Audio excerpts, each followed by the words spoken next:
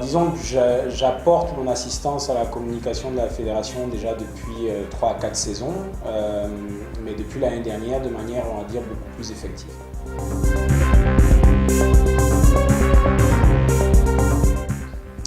Alors, je pense qu'on a besoin aujourd'hui d'avoir un meilleur système d'échange d'informations. Donc c'est valable pour notre fédération, c'est valable pour toutes les autres fédérations. Autant en interne, c'est-à-dire que l'échange des informations entre pilotes, copilotes, fédérations, organisateurs de courses et autres, et puis également de la fédération vers les instances sportives, c'est-à-dire que le ministère et les organes qui s'y rattachent. Donc il y a un besoin vraiment d'améliorer un petit peu cette synergie et ce transfert des informations donc à ces deux niveaux-là.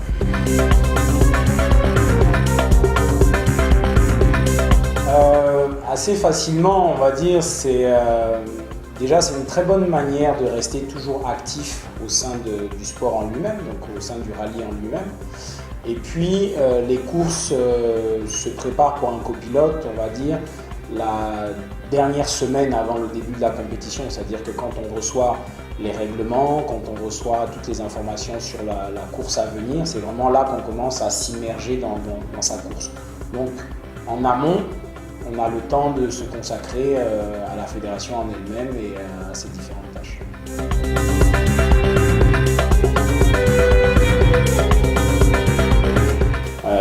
Alors merci si effectivement aujourd'hui on a pu rehausser le niveau de communication de la fédération, c'est surtout par un travail d'équipe.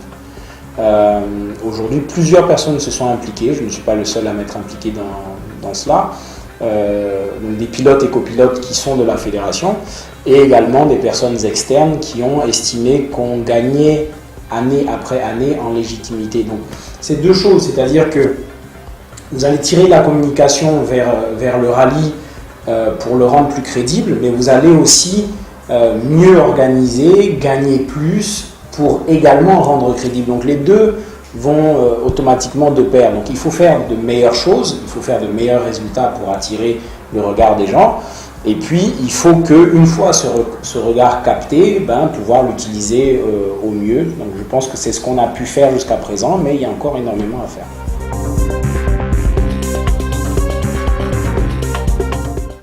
La presse est toujours intéressée au rallye. Le rallye est un sport spectaculaire. Il a été, on va dire, un des gros moteurs de la visibilité de la Côte d'Ivoire à l'international.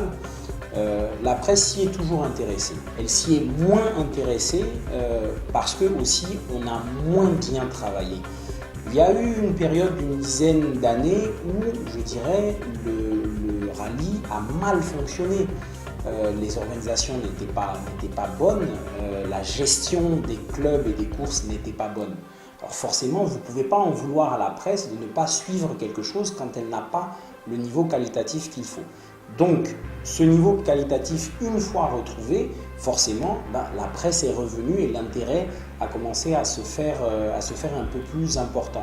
Après, on a eu la chance, je dirais, de recevoir des pilotes et copilotes internationaux de renom. Alors forcément, ça attire le regard des gens. L'année dernière, on s'est demandé mais qu'est-ce qu'un grand monsieur comme Peter Ancel vient faire à un rallye du Bandama? Et ça, forcément, tout le monde avait envie de répondre à cette question. Cette année, nous avons eu M. Romain Dumas et Denis Giraudet qui sont on va dire, des grands du rallye international. Donc forcément, ça apporte en crédibilité, ça attire le regard des gens et ça attire le regard sur les pilotes et copilotes, donc sur les équipages ivoiriens qui eux aussi produisent énormément de travail et de résultats. Donc l'un dans l'autre, on fait du bon travail et ça intéresse, et quand ça intéresse, on en parle un peu plus.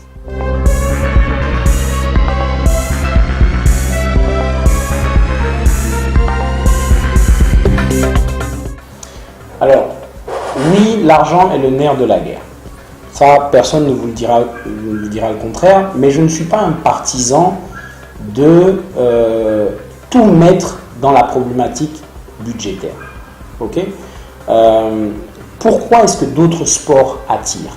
Il faut se poser des questions. Pourquoi est-ce que d'autres sports ont moins de mal à générer des fonds, à débloquer des volontés d'aider, des volontés de faire? Parce que ces sports-là sont mieux, plus médiatisés. Et parce qu'ils répondent à un besoin de spectacle, à un besoin de divertissement que le public a besoin d'avoir. Donc, le rallye tel qu'il était il y a quelques années, comme je l'ai dit, un groupe de passionnés, mais perdus et cachés dans une petite forêt en train de tourner avec des voitures, ça n'intéressait pas grand monde. Okay. Aujourd'hui, on intéresse beaucoup plus. Alors maintenant, oui, les mécanismes financiers doivent se mettre en place pour que quand on est arrivé à ce niveau de performance et de compétence, qu'on puisse continuer à gravir des paliers et ne pas stagner sur quelque chose qui est certes bien, mais pas suffisant. Okay. Alors, les moyens financiers existent, les moyens financiers ne sont pas mis à disposition. Okay, ou ne sont pas mis à disposition dans le bon mécanisme et pour les bons acteurs. D'accord? Je pense aujourd'hui qu'il faut réfléchir différemment. Ce qui s'applique au rallye s'applique aux autres sports. Il faut réfléchir à une meilleure redistribution des budgets, à une meilleure application des moyens. Le rallye a besoin de budget, le rallye a besoin d'accompagnement d'entreprises.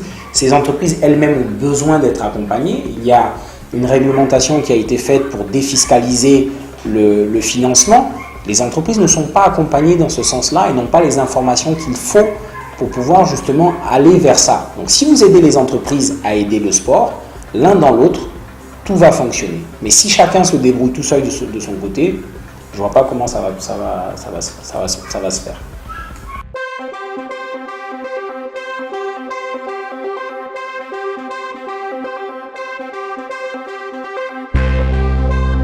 Alors, ce n'est pas cette année, déjà, pour rectifier, c'est depuis l'année dernière. Même officiellement, l'année dernière, on avait déjà des SSV.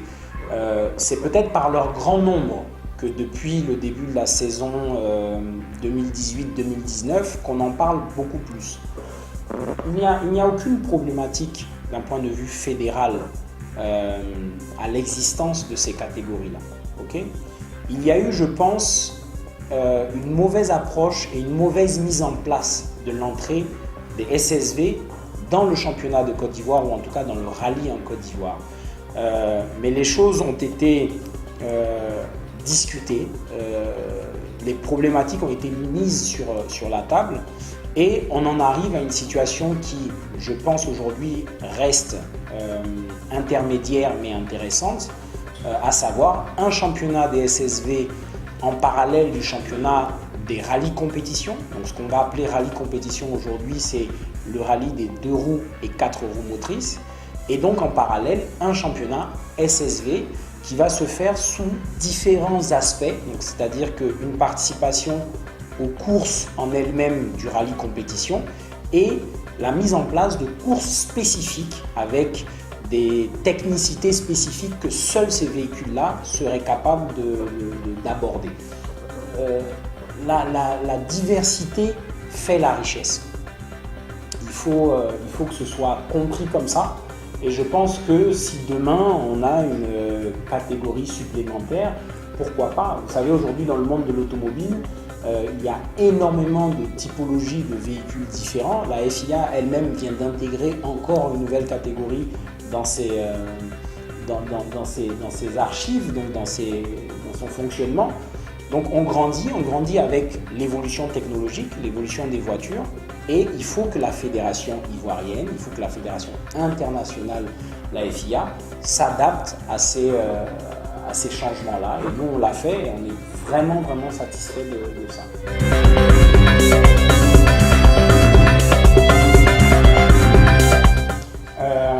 Alors, permettez que j'apprécie la victoire de mon équipage avant tout.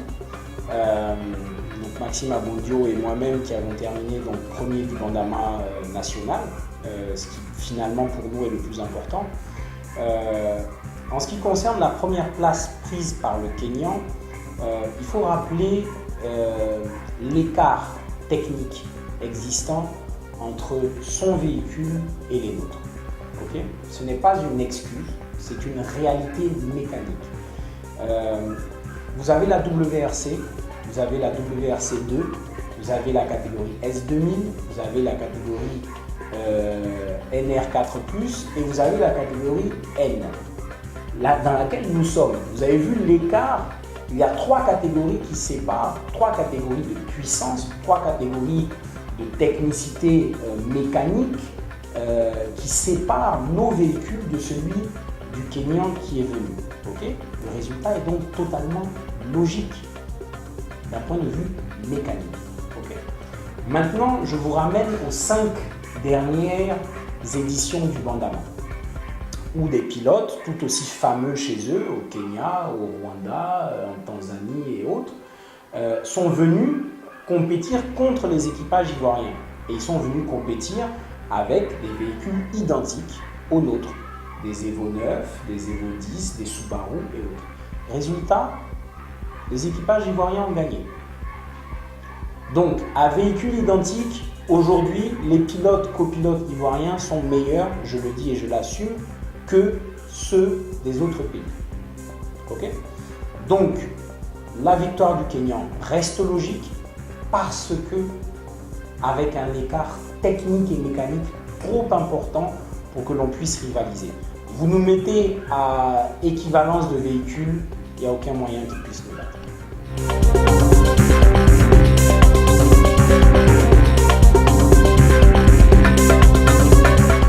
Alors oui, un Bandama très bien organisé. On attend les notations de la FIA qui vont arriver sous peu. Donc je ne pense pas qu'il y ait de surprise à ce niveau. Le rallye du Bandama Côte d'Ivoire est numéro 1 aujourd'hui dans la notation des rallyes africains. Donc quand vous avez les officiels qui viennent pour faire les notations, pour dire justement comment est-ce que les choses se passent. Et ce ne sont pas des officiels ivoiriens qui le disent, ce sont des officiels internationaux. Et on est premier. Donc je pense que un rallye sans incident, un rallye avec un respect à la seconde près des heures de départ, d'arrivée et de toute l'organisation mise en place, obligatoirement, on restera numéro 1. Et ça, il faut féliciter donc tout l'ensemble des participants à l'organisation de ce rallye. Après, en termes de nombre de participants, c'est aussi très intéressant de voir comment les choses sont en train d'évoluer.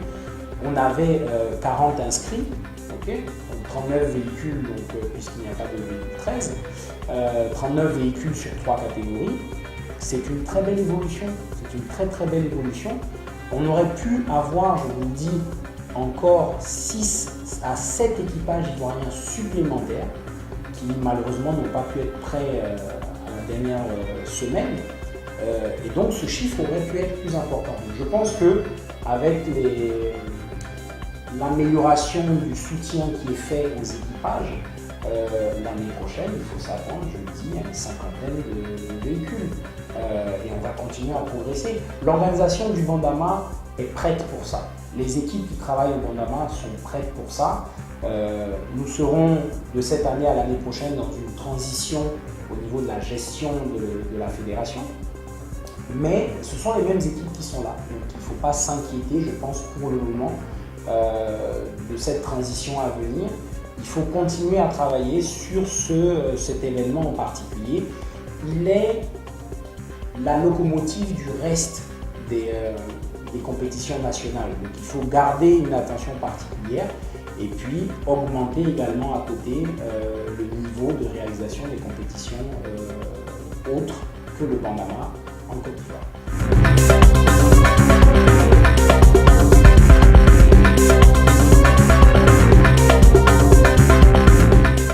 Alors, je suis un fan du rallye, donc forcément, on a grandi avec les victoires, les succès, les défaites de M. Alain Ambrosino. Donc forcément, En tant que sportif, c'est quelqu'un que nous avons tous apprécié.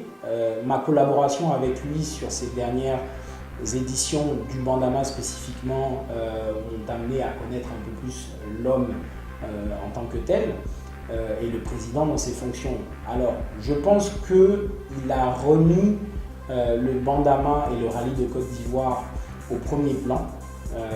Je regrette ce que moi j'ai appelé les années sombres des présidences passées, une en particulier que je ne citerai pas, mais qui a été vraiment catastrophique en termes d'image pour le rallye et pour les équipages en Côte d'Ivoire.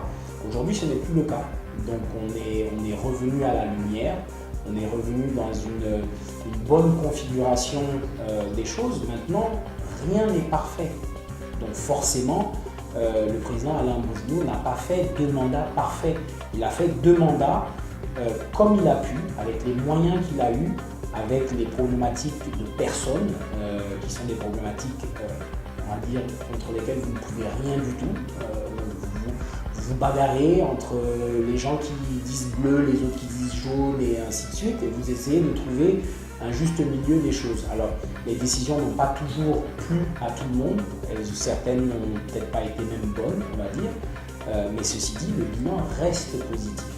Maintenant, j'en appelle à tous ceux justement qui ont de bonnes idées à faire développer la Fédération ivoirienne de sport automobile, en tout cas ceux qui sont dans la fédération et qui connaissent les réalités de la fédération, pas ceux qui cherchent à en profiter pour se faire voir, de venir justement travailler avec nous à faire évoluer les choses, à faire encore mieux pour le rallye, pour les équipages et pour l'image de la Côte d'Ivoire.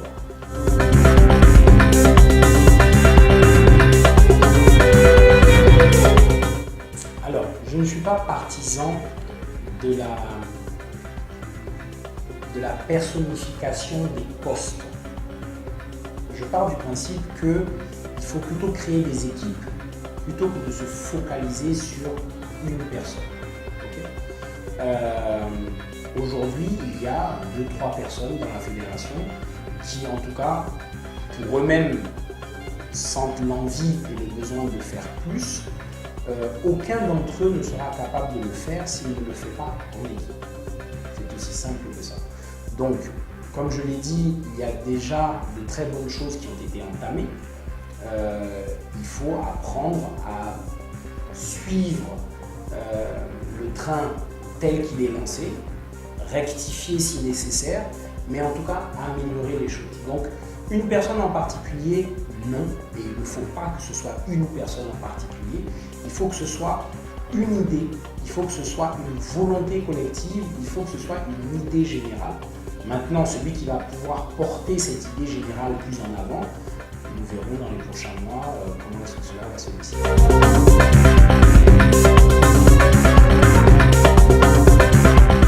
Non, je ne fais pas partie de ces personnes. Je n'ai pas cette ambition pour le moment. Je pense que j'arrive à apporter ce qu'il faut à la fédération pour l'instant.